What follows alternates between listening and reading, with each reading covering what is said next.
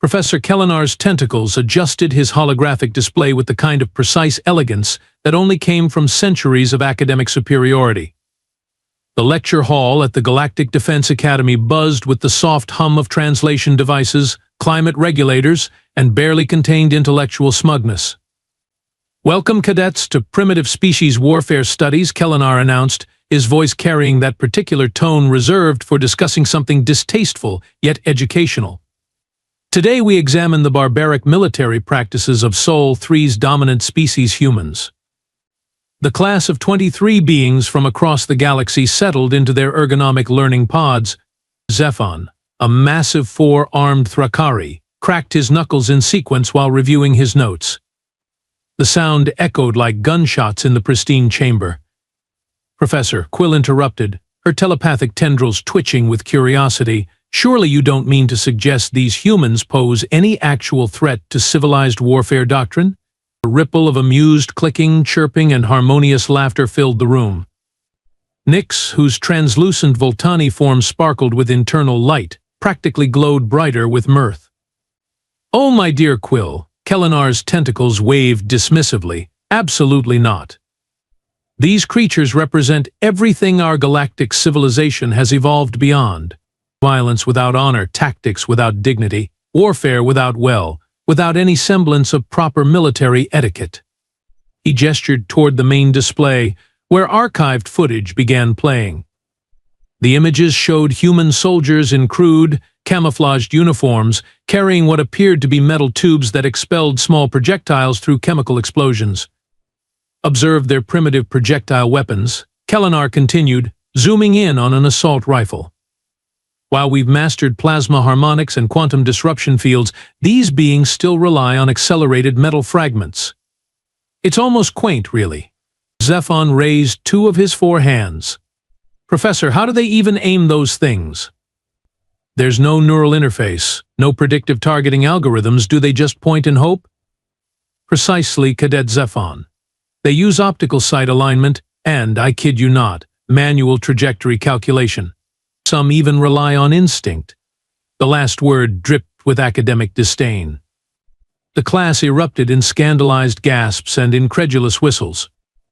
Vara, a serpentine Koilani whose species communicated through pheromone releases, actually shed her skin slightly from shock. "But surely," Nyx interjected, her voice chiming like crystal bells, "their command structure follows some form of tactical protocol. Even primitive species must have basic strategic frameworks." Kellenar's expression grew even more condescending, if such a thing were possible. "Oh, they have strategies, all right. Watch this." The display shifted to show grainy combat footage. Human soldiers were scattered across a battlefield, taking cover behind debris, moving in seemingly random patterns, shouting incomprehensible orders at each other. "Notice the complete lack of formation discipline," Kellenar pointed out with obvious glee. "No synchronized movement patterns, no harmonic battle frequencies, no proper tactical formations whatsoever. They actually hide behind obstacles and shoot at enemies they can't even see properly." "How wonderfully inefficient," murmured Kex, a crystalline being whose faceted head rotated to get a better view. "Do they at least follow the galactic rules of engagement? Proper challenge protocols? Honor duels between commanding officers?" The professor's tentacles practically danced with amusement. "Rules of engagement? They have something called guerrilla warfare. They hide, ambush, retreat, and attack supply lines. They target infrastructure, disrupt communications, and brace yourselves, they actually camouflage themselves to look like the environment." The horror on his students' faces was palpable. Several aliens made gestures equivalent to crossing themselves, while others muttered prayers in their native languages. "Next week," Kellenar announced with obvious relish, "we'll examine their most egregious violations of civilized combat doctrine. I've obtained classified footage from the recent Terran hegemony conflict. You'll see firsthand why the Galactic Council classified their entire military methodology as crimes against tactical sensibility." The lecture hall's automated doors whispered open just as Kellenar was warming up to his favorite topic of human tactical inadequacy. Every head, tentacle, and sensory organ turned toward the entrance, where a figure stood silhouetted against the corridor's bright lighting. "Ah," Kellenar's voice carried a note of barely concealed irritation. "You must be our special exchange student." The figure stepped into the room, and 23 pairs of alien eyes took in what could only be described as the most unremarkable being they'd ever encountered. Average height, wearing simple dark clothing that looked like it came from a civilian market, brown hair that seemed to have been cut with functional efficiency rather than style, and hands that hung casually at his sides. "Marcus Blake," the human said simply, his voice carrying no particular accent or inflection. "Sorry, I'm late. Had to find the right lecture hall." The silence stretched for exactly 3.7 seconds before Kellenar's academic politeness kicked in. Of course. Class, this is a wonderful opportunity. We have an actual specimen, representative of the species we've been studying." Kellenar's tentacles gestured enthusiastically. "Please, Marcus Blake, take any available seat." Marcus nodded and moved toward the back of the room, passing rows of staring aliens. His footsteps made soft sounds against the polished floor, completely ordinary, and somehow that ordinariness made him even more fascinating to observe. Quill leaned toward Zephon, her telepathic whisper barely audible. "He looks so normal. Are we sure this is the same species that caused all that tactical chaos?" "Maybe he's defective," Zephon whispered back, all four arms crossing in contemplation. "I expected something more feral." Nyx's crystalline form sparkled with suppressed amusement. "Look at those clothes. No armor plating, no weapon hardpoints, no tactical enhancement ports. How does he even survive combat?" Marcus settled into a seat in the back corner, crossing one leg over the other in a relaxed pose that suggested he was completely comfortable being the center of attention without acknowledging it. His eyes scanned the room once, taking in each alien species with what appeared to be mild curiosity, then focused forward on the professor. Excellent, Kellenar continued, clearly delighted by this turn of events. "Now, as I was saying, we'll be examining the complete breakdown of military protocol during the Terran hegemony conflict. Marcus, I hope you won't take offense, but your species' approach to warfare is, well, let's call it unconventional." "Not at all," Professor Marcus replied, settling back in his chair. "I'd be interested to hear your analysis."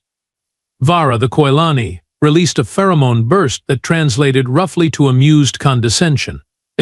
"This should be educational for all of us," she hissed softly to her neighbors. Kex rotated his crystalline head toward Marcus. "Perhaps you can provide insight into why humans choose such inefficient combat methods." Marcus smiled, a small expression that somehow managed to be both friendly and completely unreadable. "I'm sure the professor's research speaks for itself." The following week arrived with all the anticipation of a public execution. Kellenar had spent the entire interval preparing his most damning presentation yet, complete with tactical analysis, overlays, and cultural commentary that would surely cement his reputation as the galaxy's foremost expert on primitive warfare. "Today, my dear students," Kellenar announced with theatrical gravity, "we examine the absolute nadir of military conduct. The Terran hegemony conflict produced documentation of human warfare that violates no fewer than 47 articles of the Galactic Combat Accords." The lights dimmed as classified footage began streaming across the main display. The first scene showed a human settlement under siege by hegemony forces. Towering war machines advanced across pristine battlefields, their plasma cannons charging with dignified, predictable patterns. "Notice the proper formation of hegemony forces," Kellenar pointed out with obvious approval. "Synchronized advance, regulated weapon discharge intervals, appropriate challenge protocols broadcast on all frequencies. This is how civilized warfare should appear." Then the footage shifted, and the collective intake of breath from 23 alien species filled the lecture hall. Human defenders weren't lined up in neat formations. Instead, they scattered like startled insects, taking cover behind rubble inside damaged buildings, even underground in what appeared to be hastily dug tunnels. Worse yet, they were shooting at the advancing war machines from concealed positions. Observed the complete abandonment of honorable combat doctrine. Kellenar's voice dripped with disgust. No formal battle lines, no declared champions, no opportunity for surrender negotiations. They simply hide and attack without warning. Quill's telepathic tendrils recoiled as if she'd touched something unclean. They're not even facing their enemies directly. How can there be honor in combat if opponents don't acknowledge each other properly? The footage continued, showing humans fashioning weapons from industrial equipment, turning civilian vehicles into mobile weapon platforms, and coordinating attacks through primitive radio communications that sounded like barely controlled mayhem. Here we see improvised explosive devices. Kellenar paused the image on a crude contraption made from fertilizer and scrap metal. Rather than engaging in proper weapons craft, they create these abominations from household materials. Zephon's forearms gestured in bewilderment. Why not simply purchase regulation military equipment? Do they lack proper manufacturing capabilities?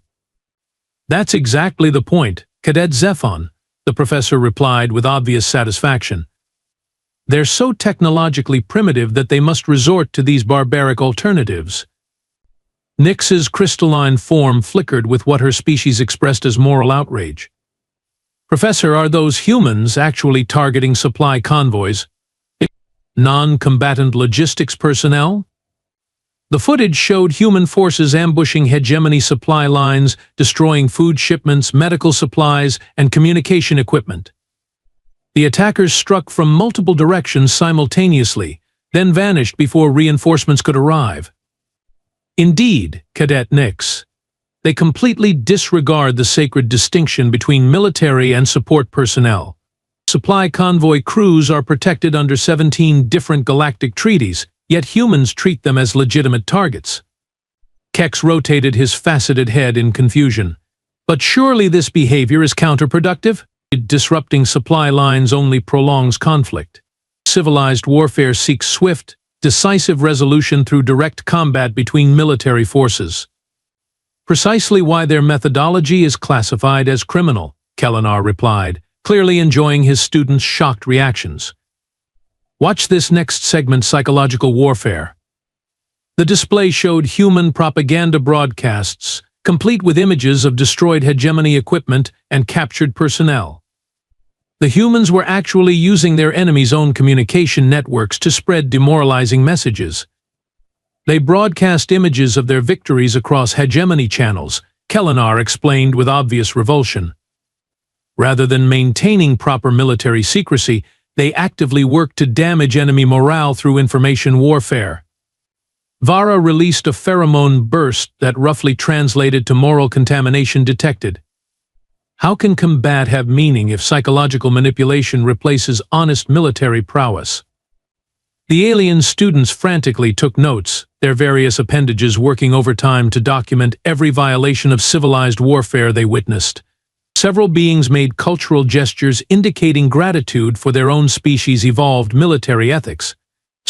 In the back corner, Marcus Blake sat perfectly still, his expression remaining neutral as he watched footage of his own species being dissected like specimens under a microscope. His hands rested calmly on the desk surface, and occasionally he would nod slightly, as if confirming the accuracy of the professor's tactical analysis. The next sequence of footage began with what appeared to be a routine hegemony mechanized assault. 3 towering war machines, each standing 30 meters tall and bristling with plasma cannons, advanced across an urban battlefield toward a cluster of human defensive positions. Zephon leaned forward in his seat, all 4 arms crossing as he studied the tactical display. Something about the scene nagged at his military-trained mind, but he couldn't quite identify what. Here we observe a classic example of human tactical desperation, Kellenar continued, manipulating the display controls with obvious relish. 3 great hegemony assault mechs against approximately 50 human defenders. Any civilized force would recognize the futility and request honorable surrender terms. The footage showed the human forces scattering as expected, taking cover behind rubble and damaged buildings. Standard guerrilla response. Completely predictable according to everything they'd studied about primitive warfare doctrine. Then one human soldier moved differently. Instead of seeking cover, this figure sprinted directly toward the advancing mechs, carrying what appeared to be nothing more than a standard-issue rifle and a backpack full of improvised equipment. The camera angle shifted, following this lone figure as he weaved between plasma blasts with movements that seemed almost calculated. Fascinating, Kellenar mused, zooming the display for a better view. This individual appears to be attempting some form of suicide assault. Typical human disregard for tactical probability. But Zephon's enhanced eyesight caught something the professor missed. The running human's face turned toward the camera for just a moment, and those features, those exact proportions. Professor Zephon interrupted, his voice carrying a strange note of uncertainty. Could you enhance that facial image? Of course, Cadet. An excellent observation opportunity. The display magnified, focusing on the human soldier's face as he sprinted between the massive war machines.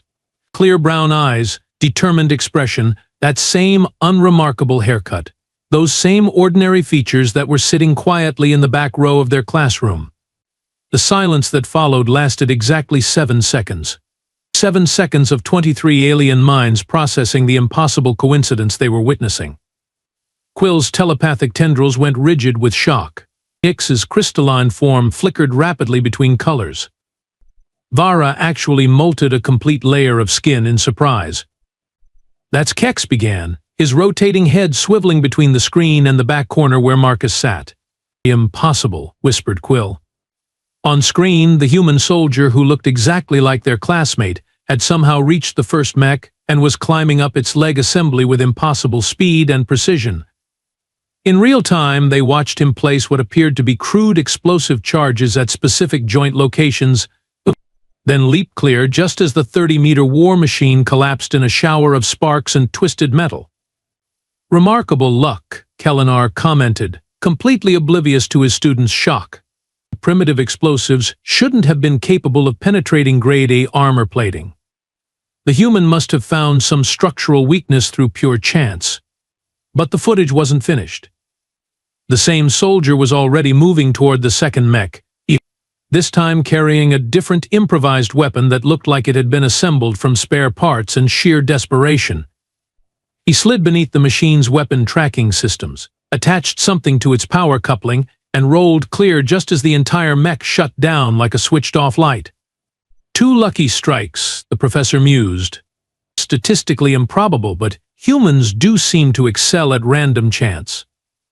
The third mech had identified the threat and was turning its full arsenal toward the lone human figure.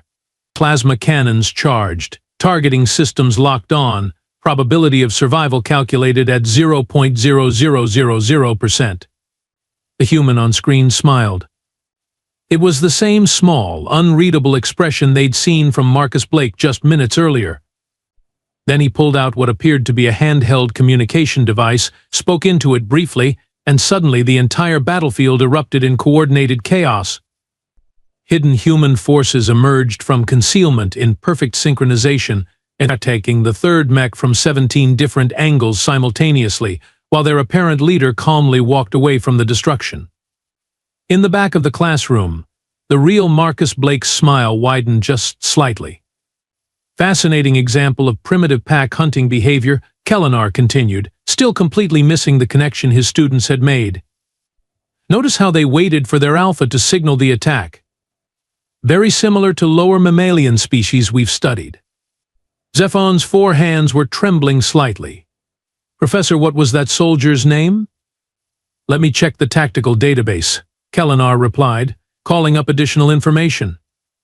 According to Hegemony intelligence reports, this particular individual was designated as Sergeant Marcus Blake, Human Armed Forces Special Operations Division. The professor paused, looking confused. Odd coincidence that. Same name as our exchange student. The classroom's advanced environmental systems registered a sudden spike in stress pheromones, elevated heartbeats, and what could only be described as collective existential panic. 23 alien minds were rapidly connecting dots that formed a picture none of them wanted to see. Quill's telepathic abilities, normally kept under strict ethical control, extended involuntarily toward the humans sitting in the back corner. What she encountered nearly knocked her unconscious. Flashes of tactical brilliance. Split-second decisions that saved thousands of lives. The systematic analysis of 17 different alien species' combat weaknesses. Battle plans drawn up in dirt with sticks that had defeated computer simulations running on quantum processors. Victory after impossible victory, each one carved out through a combination of creativity, ruthlessness, and an almost supernatural ability to predict enemy behavior. She jerked back from the mental contact, her tendrils recoiling as if she'd touched a live plasma conduit. Professor, her voice barely managed to remain steady. Could you show us the tactical summary for the entire Terran hegemony conflict?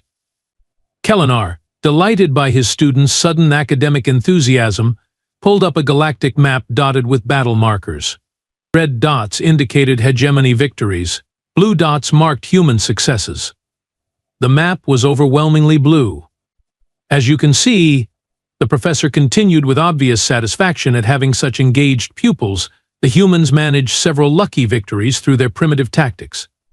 However, you'll notice that most of these successes cluster around specific operational theaters. Zephon's military training kicked in, and he began analyzing the pattern with growing horror. Professor, those aren't random victories. Look at the timing, the geographical progression, the tactical evolution between engagements. What do you mean, cadet? Each battle builds on the previous one. The tactics get more sophisticated, more precisely targeted to specific enemy weaknesses. This isn't luck or primitive desperation. This is systematic strategic development. Nyx's crystalline form was flickering through color spectrums that indicated severe emotional distress. Professor, could you show us the personnel files for the human commanders involved in these victories? The display shifted to show military records. Name after name scrolled past, but one designation appeared with disturbing frequency: Sergeant Marcus Blake, Strategic Operations Specialist. Kex's rotating head moved like a targeting system between the screen and the back of the classroom. Professor, according to these records, this Marcus Blake individual was involved in 93% of successful human operations. Impossible, Kellenar scoffed. No single individual could have that level of operational involvement. The database must have corrupted entries. But Vara was studying the tactical signatures with her species' natural pattern recognition abilities. Professor, look at the weapon modification patterns, the improvised explosive placements, with the communication timing protocols. They're identical across all engagements.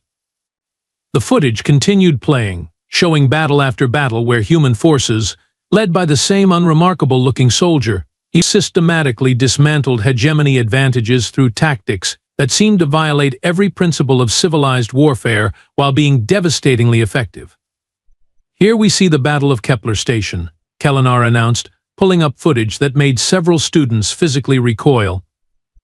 The humans actually turned the station's own defensive systems against our forces through what can only be described as technological vandalism.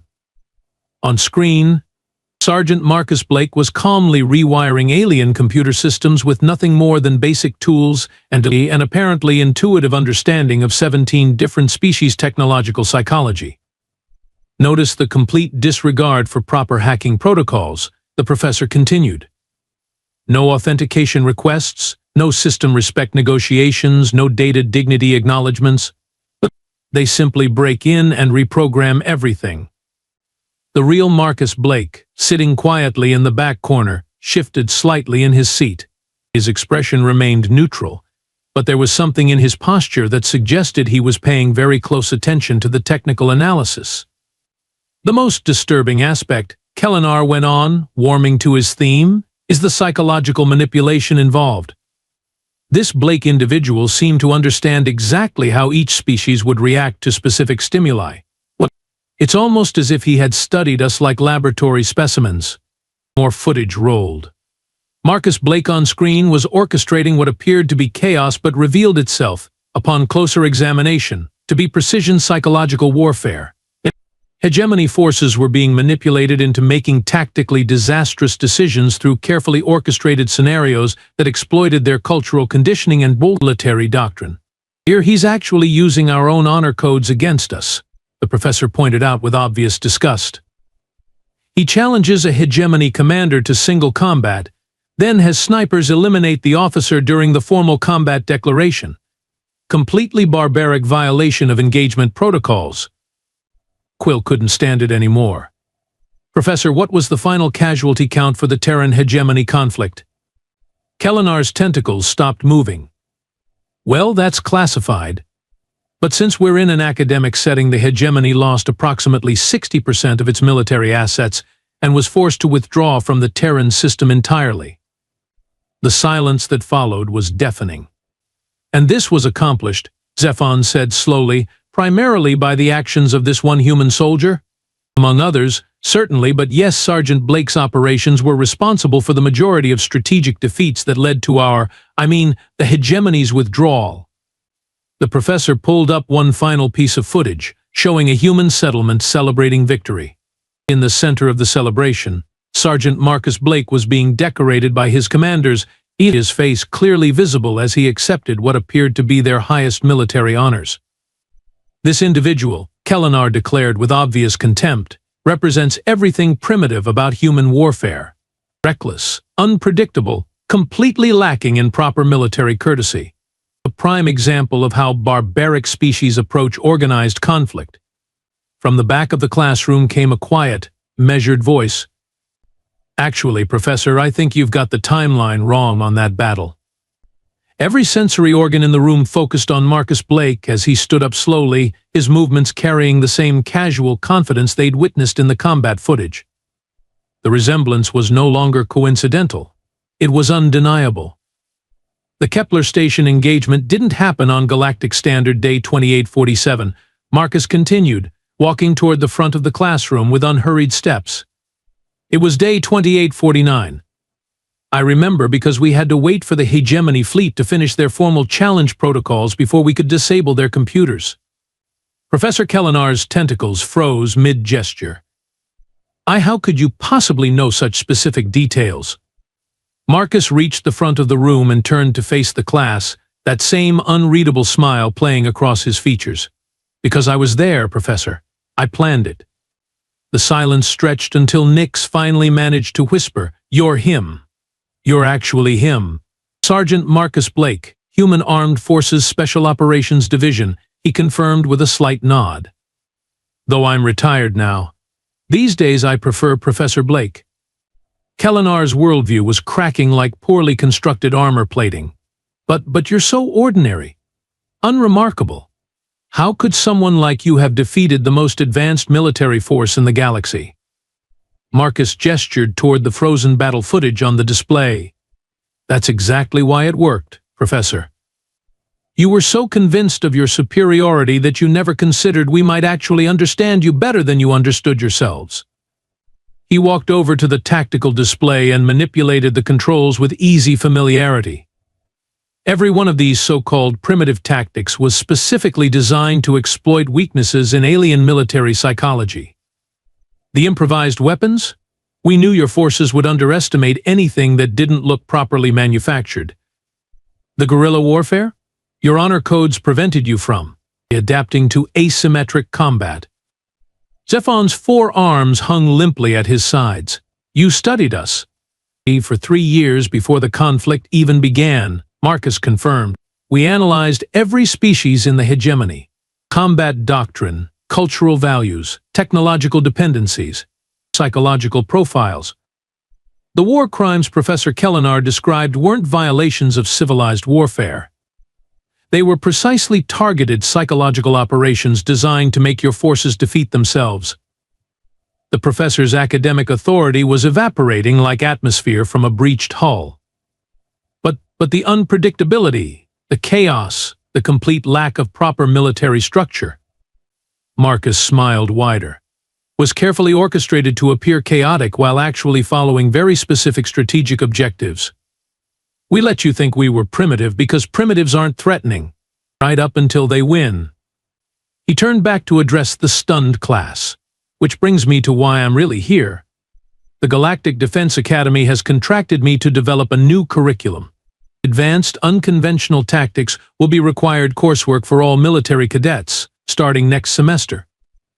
The irony hit the room like a physical force. The alien species who had spent the morning studying human barbarism were now going to be taught by the human who had used that barbarism to defeat them. The first lesson, Marcus continued cheerfully, will be titled Why Your Enemy's Weakness is Your Advantage. Class begins Monday. 3 weeks later, the same lecture hall hosted a very different kind of class. Professor Kellenar sat in the front row, frantically taking notes like a first-year cadet, while Marcus Blake stood at the instructor's podium with the casual authority of someone who had actually won a galactic war. Today we're going to discuss adaptive tactical thinking, Marcus announced, gesturing toward a holographic display showing various alien military formations. Can anyone tell me what's wrong with these standard hegemony attack patterns? Zephon raised 2 of his 4 hands tentatively. They follow regulation protocols? Exactly, Cadet Zephon. They're completely predictable. When your enemy knows exactly what you're going to do, they can prepare accordingly. Marcus manipulated the display to show counter-strategies. Human forces didn't win because we were stronger or more technologically advanced. We won because we were impossible to predict. Quill's telepathic tendrils twitched with confusion. But Professor Blake, how can military operations function without standardized procedures? How do you coordinate forces without established protocols? Marcus smiled, the same expression that had once terrified hegemony commanders across 17 star systems. You adapt in real time. Watch this. He called up footage from the Battle of Proxima Ridge, where human forces had defeated a hegemony armored division using nothing more than creativity and kitchen utensils. Notice how the human squad leader doesn't follow any predetermined tactical manual, Marcus pointed out. He sees an opportunity, communicates it to his team through improvised signals, and executes a plan that was invented approximately 30 seconds before implementation. Nyx's crystalline form flickered with what her species expressed as intellectual vertigo. But how do subordinates know what to do if there's no standardized command structure? They think for themselves, Marcus replied simply. Every human soldier is trained to be a tactical problem solver, not just a protocol follower. That's why your forces kept losing. You were fighting an army of individuals who could adapt faster than your command computers could process new scenarios. Professor Kellenar raised a tentacle hesitantly. Marcus, Professor Blake, how were you able to understand our psychological weaknesses so thoroughly? Marcus leaned against the podium, his posture relaxed and conversational. But because you published detailed academic papers about your own military philosophy. Your species wrote entire books explaining exactly how you approach warfare, what you consider honorable, and what tactical choices you would never make under any circumstances. The room fell silent as 23 alien minds processed this revelation. We read your literature, studied your cultural values, and analyzed your historical conflicts, Marcus continued. Then we did everything you said civilized species would never do. It wasn't primitive warfare, Kellenar. It was asymmetric, psychological operations based on comprehensive intelligence analysis. Vara molted slightly from embarrassment. So when you violated our rules of engagement, we were exploiting your assumption that everyone shared your rules, Marcus finished. Your biggest weakness wasn't technological or tactical. It was intellectual arrogance. Kex rotated his head in what his species displayed as grudging respect. Professor Blake, what's the most important lesson for military officers to learn? Marcus walked toward the classroom exit, pausing at the door for his final observation. Sometimes the best strategy is the one your enemy would never expect, because they've convinced themselves it's impossible, immoral, or beneath their consideration. He looked back at the assembled aliens, former enemies who were now eager students hanging on his every word. The moment you decide you're too civilized, too advanced, or too superior to learn from your opponents, you've already lost the war. Class dismissed. As the door closed behind him, 23 of the galaxy's most advanced species sat in contemplative silence, finally understanding that evolution wasn't always about becoming more complex. Sometimes it was about becoming more adaptable. In the hallway, Marcus Blake smiled to himself and headed toward his next class, Psychological Warfare 101, understanding your enemy better than they understand themselves. The galaxy was about to become a much more interesting place.